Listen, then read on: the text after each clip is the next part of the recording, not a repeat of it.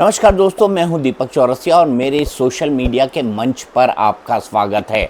आजकल मैं छोटे वीडियोस कर रहा हूं। अगर आपको पसंद आ रहा होगा तो प्लीज़ कमेंट बॉक्स में लिखकर बताइएगा और मुझे भी बताइएगा कि आप कितने मिनट का एक वीडियो चाहते हैं। 10 से 15 मिनट के बीच का, क्योंकि मुझे लगता है कि यही ठीक ड्यूरेशन होती है जिसको आप एकाग्रता से सुन पाते हैं और मेरी बातों को समझकर उस पर कमेंट कर पाते हैं। तो मैं इसी ड्यूरेशन में रखने की कोशिश करूंगा। लेकिन आज मन बहुत गुस्से में है। क्या भारत के अंदर ऐसे लोग हैं जिनसे निपटना हमारे लिए मुश्किल होता जा रहा है? मैं बात क्यों कह रहा हूं? हम पाकिस्तान से तो निपट लेंगे, हम मौका मिला तो पाकिस्तान पर बम भी गिरा देंगे, उसके साथ दो दो हाथ भी कर लेंगे, पर उन लोगों को क्या किया जाए या उन लोगों का क्या किया जाए जो हमारे घर के अंदर ही रहकर हमारे घर को खोखला कर रहे हैं। आज मैं ऐसे ही कुछ बयानवीरों से आपको मिलवाने जा रहा हूं। मैं तो ये कहूंगा कि पाकिस्तान जैसे सांप का तो फन हम कुचल देंगे, लेकिन हमारे इन आस्तीन के सांपों का हम क्या करेंगे, ये भी अपने आप में बड़ा सवाल है। लिस्ट बड़ी लंबी है। नरेश टिकैत, राकेश टिकैत, स्वामी अविमुक्तेश्वरानंद, मणिशंकर अय्यर, इसके अलावा सिद्धरामैया, इसके अलावा कई और कांग्रेस के ऐसे ऐसे नेता जिनका नाम मैंने नहीं सुना, लेकिन उनके बयान सुनने के बाद तो सर जो है वो पकड़ लेने का मन करता है। कोई आदमी दिमाग से इतना पैदल कैसे हो सकता है, ये सोचने वाली बात, ये सोचने वाला प्रश्न दिमाग के सामने आने लगता है। इन तमाम लोगों को किससे हमदर्दी है? आतंकवादियों से हमदर्दी है। उनके वक्त की कीमत लगा रहे हैं कि इनके पास क्या इतना वक्त है कि ये पूछ ले कि भाई तुम्हारा मजहब क्या है, तुम्हारा धर्म क्या है, उसके बाद गोली मारे। क्या आतंकवादियों के पास गोली मारने से पहले इतना वक्त था? एक जनाब तो ये भी बात कह रहे हैं, एक जनाब ये बात कह रहे हैं कि भाई पानी क्यों रोक दिया गया, किसान तो यहाँ के जैसे वैसे वहां के हैं। अरे जनाब, पाकिस्तान आपका दुश्मन देश है। पहलगाम में जो 26 लोग मारे गए नृशंस तरीके से, क्या आपका कोई उनसे लेना देना नहीं है? क्या वो आपके भाई नहीं है? क्या वो आपके परिवार के सदस्य नहीं है? ऐसे में पाकिस्तान से आप लोगों का प्रेम क्यों जाग रहा है? एक एक करके मैं कुछ बयान भी आपको सुनवाऊंगा और इन बयानों के आधार पर लोग जो ऊट पटांग टिप्पणियां कर रहे हैं, इसमें से कई लोग ऐसे हैं, हालांकि मैं जिनका नाम ले रहा हूं उनमें से किसी के खिलाफ अभी तक जाहिर तौर पर FIR नहीं फाइल हुई है, लेकिन इतना जरूर मैं कहना चाहता हूं कि ये कांग्रेस के जो तमाम नेता हैं, ये जो बाकी पार्टी के तमाम नेता हैं या अपने अपने क्षेत्र के फेमस व्यक्ति हैं, इनको सबसे पहले किसका ध्यान रखना चाहिए था? इनको सबसे पहले ध्यान रखना चाहिए था देश हित का।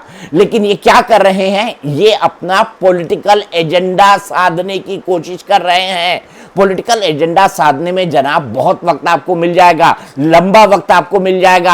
आपकी जितनी भी दिक्कतें हैं मोदी सरकार से, उसको गा के, प्रदर्शन करके, बोल के, चिल्ला के, जैसे भी आप अपने सिस्टम से निकालना चाहते हैं निकाल सकते हैं। लेकिन हाथ जोड़ के आपसे विनती है कि कृपया देश के बारे में कुछ सोच लीजिए। सबसे पहले मैं बात करता हूं उस बयान की जिसने मुझे बेहद आश्चर्यचकित किया। ये है भारतीय किसान यूनियन के राकेश टिकैत के भाई नरेश टिकैत। ये क्या कहते हैं? इनका मानना है कि दुश्मन देश का पानी रोकना गलत है, उनको पानी की अनवरत सप्लाई होती रहना चाहिए, वो हमारा खून बहाते रहें और हम उनको पीने के लिए पानी देते रहें। क्या ऐसा होना चाहिए? मैं तो कहूंगा बिल्कुल नहीं। और नरेश टिकैत की इस बात के बारे में आप क्या सोचते हैं, ये आप लिखिएगा। ऐसे लोगों से कैसे निपटा जाए, इसका जो है कोई सिरा मुझे अब तक नहीं मिला है। एक समझौता हो रहा पहला, तो उसमें तो गलत निर्णय है उसका। वो तो जो समझौता है वो तो लागू रहना चाहिए। हम उसके पक्ष में नहीं। पानी, हम किसान हैं, अगर वहाँ का किसान तो कहीं का भी हो, पूरे भारत का किसान हो, ये सब पर प्रभावित हो उस पर ये नहीं। जो पानी का तो वो नहीं, उसका नहीं हमने सही मानते। पानी तो चलता रहना चाहिए, पानी बिना तो सब कुछ बेकार हो जाएगा मामला। नहीं, ऐसा क्या पाकिस्तान अपनी मनमर्जी करता रहे और उसके हम समझौते का वो देते रहे?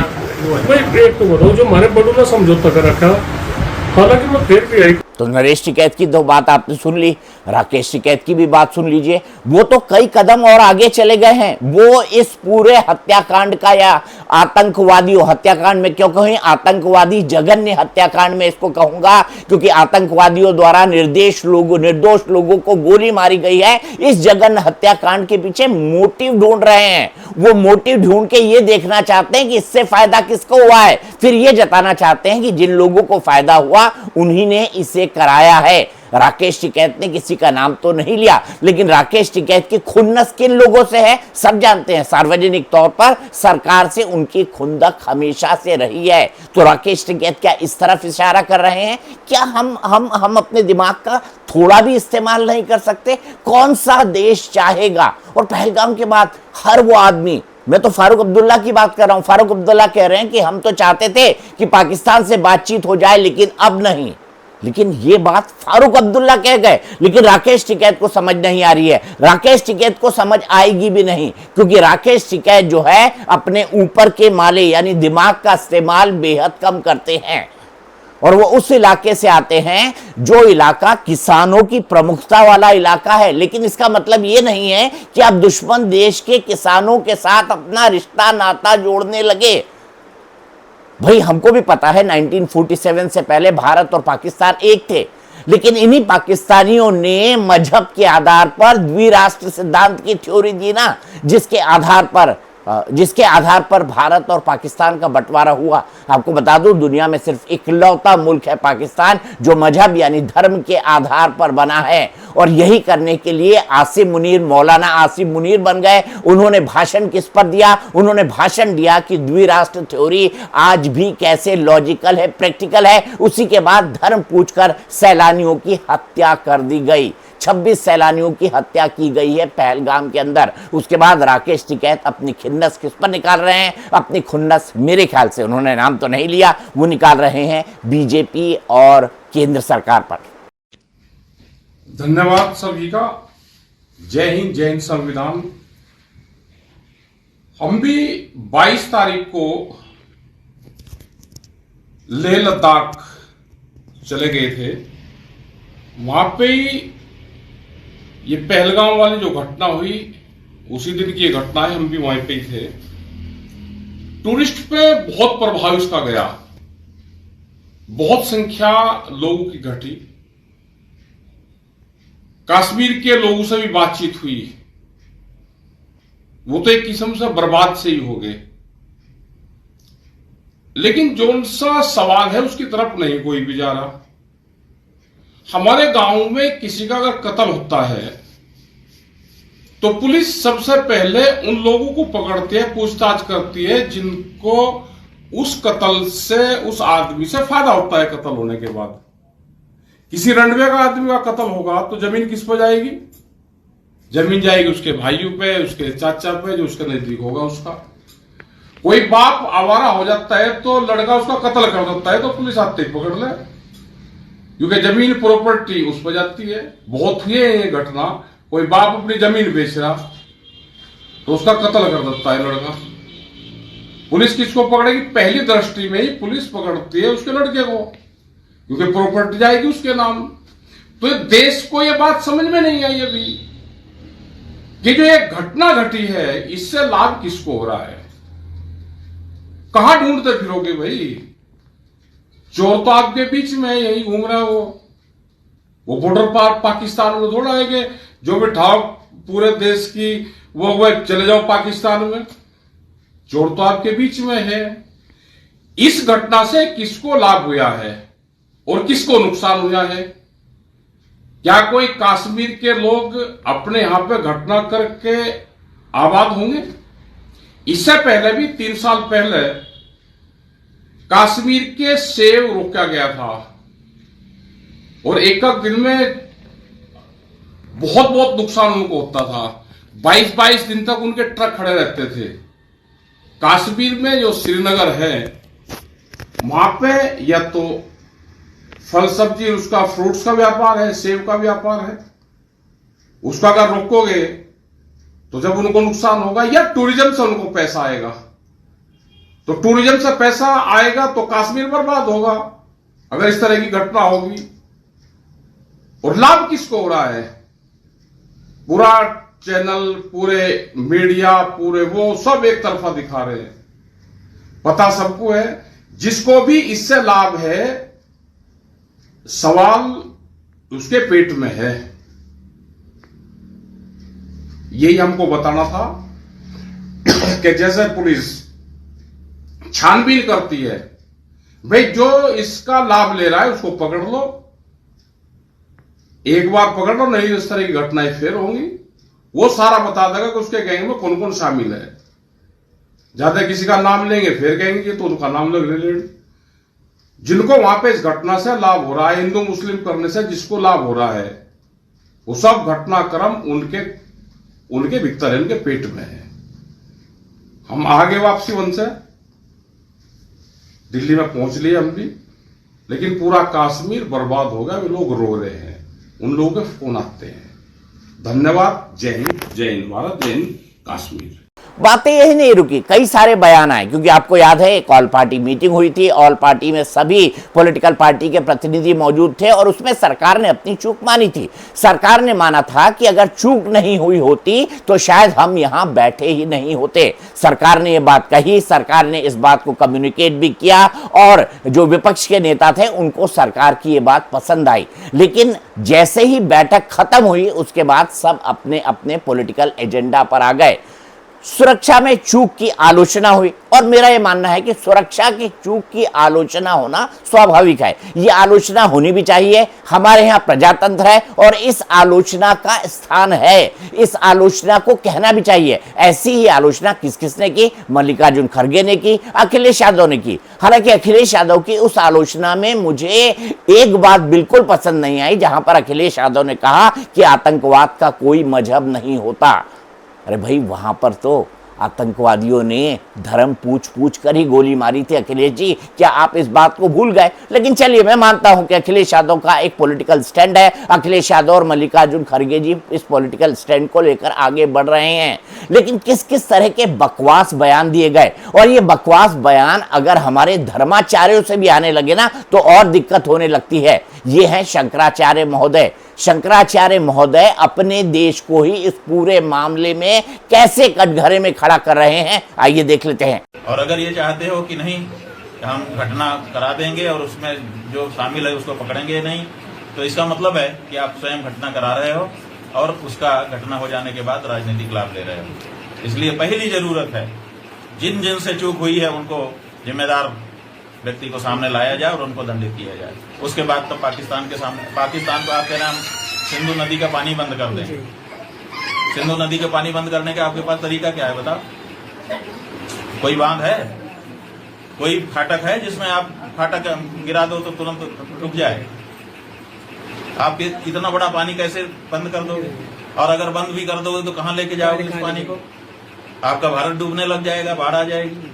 और आप कह रहे हो कि हमने सिंधु नदी, अब बूंद बूंद के लिए तरसेगा पाकिस्तान, एक गिलास पानी नहीं मिल पाएगा। ऐसा टेलीविजन पे आपके एंकर बोलने लग गए। आप बताओ कि कैसे आप पानी रोकोगे सिंधु का?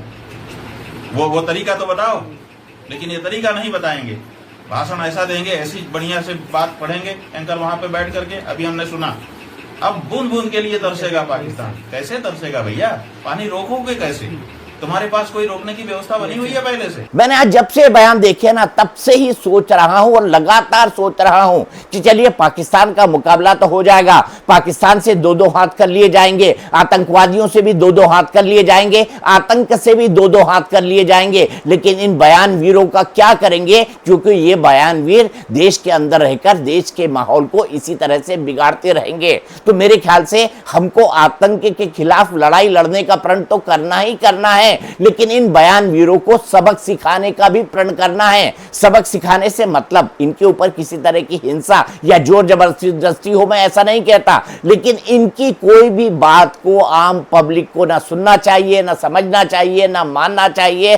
और इनको साफ साफ कह देना चाहिए कि देश का एक बड़ा अभिमत आपके साथ नहीं है, देश का बड़ा जनमत आपके साथ नहीं है। और उनसे कहा जाए, उनके मुंह पर भी कहा जाए कि ये इस तरह के बयान की आपसे उम्मीद नहीं थी। ऐसे कई सारे नेता हैं जिन्होंने बहुत ही ऊट पटांग बयान दिए हैं। आइए एक एक करके देख लेते हैं उन सब के बयान भी।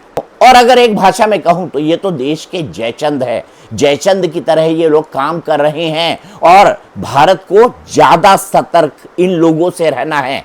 मैं वीडियो कर रहा हूं लेकिन मैं अंदर से बुरी तरह कांप रहा हूं। इनके बयान सुन सुन के ना, मैंने पहले सोचा कि मैं इस पे वीडियो ना करूं, मैंने सोचा इस बात पर कि मैं इस पर वीडियो ना करूं, लेकिन सही बात यह है कि इन लोगों को एक्सपोज करने भी जरूरी है। मैं ये नहीं कहता कि आप पूरी तरह से भारतीय जनता पार्टी या उसकी सरकार या उसके कदमों को आप सपोर्ट करिए, आपके पास खुला मौका है, आप उनकी आलोचना कर सकते हैं, आप उनके खिलाफ वोट कर सकते हैं, आप उनके खिलाफ कैंपेन कर सकते हैं, आप उनके खिलाफ प्रदर्शन कर सकते हैं, आप उनके खिलाफ आंदोलन चला सकते हैं, आप सब कुछ कर सकते हैं, लेकिन सही समय पर राइट टाइमिंग किसे कहते हैं? मेरे ख्याल से इसका कोई भी संदर्भ राइट टाइमिंग का संदर्भ किसी ने नहीं लिया है। सबसे पहले एक बयानवीर की बात करते हैं। ये बयानवीर कौन है? ये बयानवीर हैं भारत के फर्स्ट फैमिली के दामाद।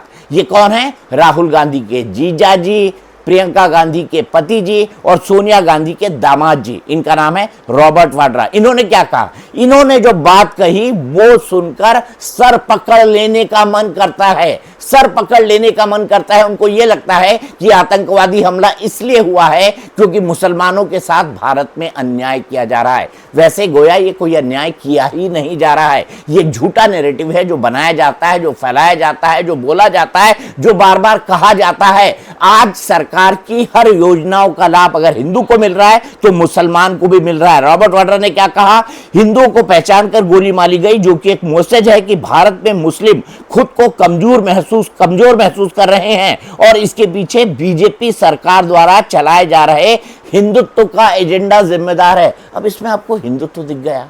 एक आतंकवादी वारदात के अंदर ये वही लोग हैं ना जो बाद में पहले कहा करते थे हिंदू टेरर, जो कहा करते थे भगवा आतंकवाद, जो कहा करते थे सैफरन टेरर। ये कमोबेश उसी तरीके के लोग हैं और उसी लाइन पर रॉबर्ट वाड्रा चल रहे हैं। कांग्रेस पार्टी ने क्या कहा है इन बयानों के बारे में ये मैं आपको बताऊंगा, लेकिन ऐसे ही एक बयानवीर हैं पूर्व केंद्रीय मंत्री राजीव गांधी के सखा, राजीव गांधी के बाल सखा, उनका नाम है मणिशंकर अय्यर। कहने को ये इंडियन फॉरेन सर्विस के ऑफिसर हैं, उसके बाद ये प्रधानमंत्री कार्यालय के अंदर आए, लेकिन इनका कहना क्या है ये और खतरनाक है। एक ऐसा व्यक्ति जो कई साल तक केंद्र में मंत्री रहा हो, जिसने प्रधानमंत्री कार्यालय के अंदर काम किया हो और बेहद नजदीक से भारत सरकार की फंक्शनिंग को देखा हो, वो कह रहा है आज के हिंदुस्तान में मुसलमानों को ये महसूस होता है कि उन्हें पूरी तरह से स्वीकार, प्यार और सम्मान नहीं मिल रहा। ये कैसे महसूस होता है अय्यर जी? ये कोई थर्मामीटर है जो आपने लगाया जिससे ये पता किया कि ये थर्मामीटर में लगा है, इतना टेम्परेचर हो गया तो यानी मुसलमानों को प्यार, सम्मान और स्वीकार्यता नहीं मिल रही? ऐसा कोई थर्मामीटर बना हुआ है क्या?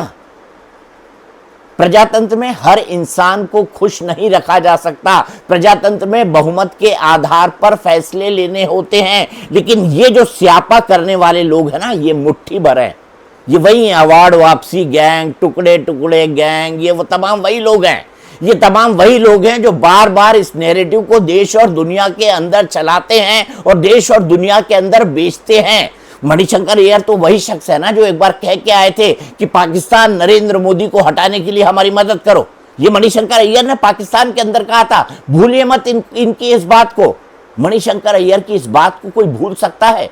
एक ऐसा शख्स जो अपने देश के प्रधानमंत्री को हटाने के लिए दुश्मन देश का सपोर्ट मांग रहा हो, उसका मेंटल कैलिबर और उसका मेंटल स्टेटस क्या होगा, मानसिक स्थिति क्या होगी, आप बहुत बेहतर ढंग से समझ सकते हैं। इसके अलावा अगला नाम और महत्वपूर्ण है। ये नाम किसका है? ये नाम है सिद्धारमैया का। सिद्धारमैया कौन है? सिद्धारमैया कर्नाटक के मुख्यमंत्री हैं, राहुल गांधी के क्लोज कॉन्फिडेंट है और सिद्धारमैया के बारे में कहा जाता है कि सिद्धारमैया राजनीतिक तौर पर चीजों को बेहतर ढंग से समझते हैं।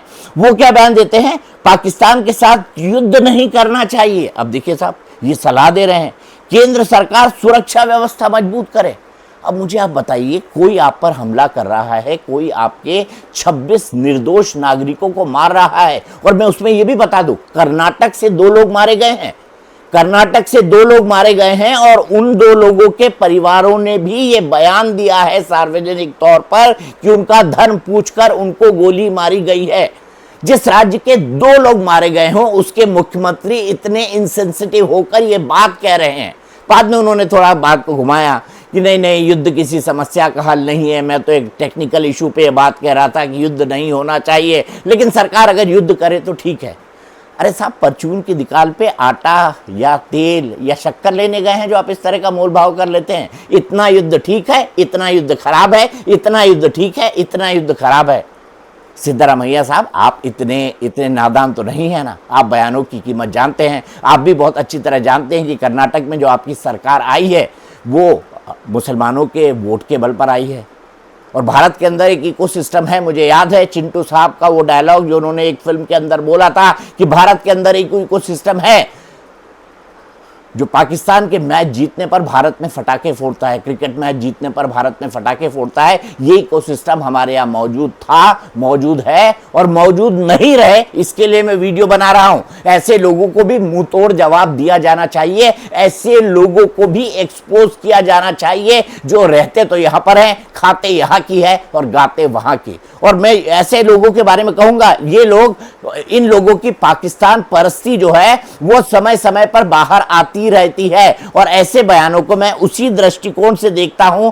एक पॉलिटिकल आइडियोलॉजी में आप भारतीय जनता पार्टी या उसके सहयोगी संगठन से नहीं लड़ पा रहे हैं तो आप ऐसे लोगों से सिंपैथी लग रहे हैं जो आपके घोषित दुश्मन हैं। एक और शख्स है, इनका नाम मैं आपको बता दूं, ये मंत्री हैं, कृषि मंत्री हैं हिमाचल प्रदेश के। अब हंसी भी आ रही है बोलते हुए क्योंकि जो बयान इन्होंने दिया है वो विशुद्ध मूर्खतापूर्ण बयान है, मूर्खतापूर्ण।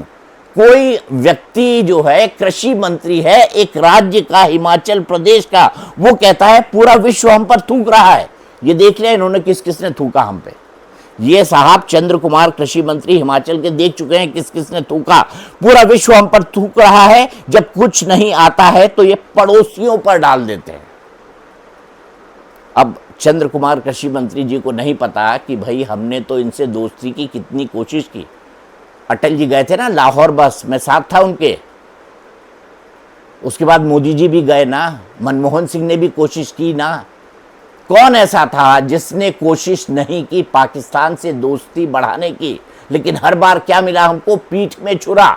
जब लाहौर बस गई तो करगिल हुआ, मनमोहन सिंह ने दोस्ती बढ़ाई तो न जाने कितने अनगिनत बम विस्फोट हुए, साथ ही साथ 26/11 हुआ। जब नरेंद्र मोदी ने दोस्ती बढ़ाने की कोशिश की तब क्या हुआ? पठानकोट हुआ, उरी हुआ, पुलवामा हुआ। उसके बाद हमने पलट के जवाब दिया। और हम जानते हैं कि भारत के अंदर जितने भी इंटरनल डिस्टर्बेंसेस होते हैं वो इनफैक्ट ये जो कवर फायर देते हैं ना पाकिस्तान को, वो कवर फायर भी आईएसआई भड़काता है, ये मैं आपको कह सकता हूं। उस कवर फायर को भी आईएसआई भड़काने का काम करता है क्योंकि ऐसे लोगों को खाद पानी आईएसआई के लोग देते हैं जो स्लीपर सेल, स्लीपर एजेंट यहां पर मौजूद है। अब एक और मंत्री से मैं आपको मिलवाता हूं। इनको पूरा कैलकुलेशन पता था कि आतंकी कब आएंगे, कैसे गोली मारेंगे, क्या करेंगे, क्या पूछेंगे। इनका बयान तो विशुद्ध जो है, मतलब ऐसे लोगों को क्या कहना चाहिए, मैं वो लाइन कह नहीं सकता आपके सामने, नहीं तो फिर मैं विवादों में आ जाऊंगा। वैसे विवादों में आने से मुझे कोई फर्क नहीं पड़ता, लेकिन आरवी तिमारपुर क्या कह रहे हैं? आरवी तिमारपुर कह रहे हैं, आबकारी मंत्री है कर्नाटक के, एक बंदा है, अब सुनिएगा इनकी बात को ध्यान से, एक बंदा है जो गोली चला रहा है, क्या वह जाति धर्म पूछकर गोली चलाएगा? वो तो गोली चलाएगा और चलाकर भाग जाएगा। अब जिन लोगों ने ये बयान दिया है कि हमारा धर्म पूछकर हमको गोली मारी गई, हिंदू पूछा गया, मुसलमान पूछा गया, जो मुसलमान था उससे कलमा पूछा गया, जिसके बारे में सेटिस्फाई नहीं हुए उसकी पैंट उतारी गई, पैंट उतार कर देखा गया कि उसका खतना हुआ है या नहीं हुआ है। ये आतंकवादियों की शेड्यूलिंग और टाइम मैनेजमेंट को देख रहे हैं कि वो गोली चलाकर भाग जाएगा या ये सब करेगा। अब ये तिमारपुर साहब को, आरवी तिम्मापुर को किसने ये जानकारी दी? ये भी उसी राज्य कर्नाटक से आते हैं जिसके 2 लोगों को कोल्ड ब्लडेडली मार दिया गया उनके परिवार के सामने। आप सोचिए उस परिवार की क्या हालत हुई होगी। जिसके मुखिया को सामने ही सामने गोली मारी जा रही है। और ये मंत्री साहब तिम्मापुर कहते हैं एक बंदा जो गोली चला रहा है, क्या वो जाति धर्म पूछकर गोली चलाएगा? वो तो गोली चलाकर भाग जाएगा। अब ये मौत को मात देकर लोग आए हैं। मैं सच में बोलूं, अगर वो चाहते तो इन महिलाओं को भी मार सकते थे, लेकिन महिलाओं को क्यों छोड़ा बताया आपको? ये बोलकर छोड़ा कि जाओ जाकर मोदी को बता देना। और यही ये परिवार कर रहे हैं बेचारे, यही ये परिवार कर रहे हैं, सरकार को बता रहे हैं, इन्वेस्टिगेटिंग एजेंसीज इन तमाम लोगों से बात कर रही हैं। लेकिन आप इतने गैर जिम्मेदार आप बयान देंगे सिर्फ बयानवीर बनने के लिए और अपने छोटे छोटे पॉलिटिकल एजेंडा सेट करने के लिए। क्या आपको राष्ट्र धर्म याद नहीं आता? क्या आपको नेशनलिटी राष्ट्रीयता याद नहीं आती? क्या आपका खून नहीं खौलता जब आप उन 26 तस्वीरों को देखते हो जिनको कोल्ड ब्लडेडली गोली मार दी गई है? एक और है, महाराष्ट्र के नेता हैं, बड़े बयान देते हैं, विजय वडेट्टीवार, कांग्रेस के विधायक है ये। अब ये बता रहे हैं कि आतंकवादी तो बड़े बिजी थे साहब, इनके पास समय ही कहां था। ये बोल रहे हैं आतंकियों के पास धर्म पूछने का समय नहीं होता।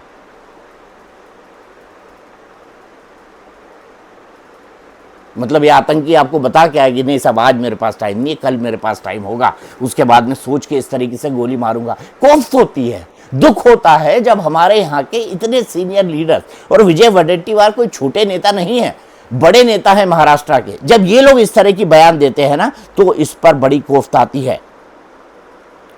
देश के दुश्मनों का हमला, क्या ऐसे ही लोगों को जयचंद कहते हैं? मेरे प्रोड्यूसर ने लिखा है, मैं तो मानता हूं हाँ भैया, ऐसे ही लोगों को जयचंद कहते हैं। और ये सब बयान बहादुर है जिनके छोटे छोटे पॉलिटिकल गोल्स हैं, जिनको सेट करना चाहते हैं। अब कांग्रेस में ये बीमारी कुछ ज्यादा है, कांग्रेस के बयानवीर कुछ ज्यादा सक्रियता के साथ काम करते हैं।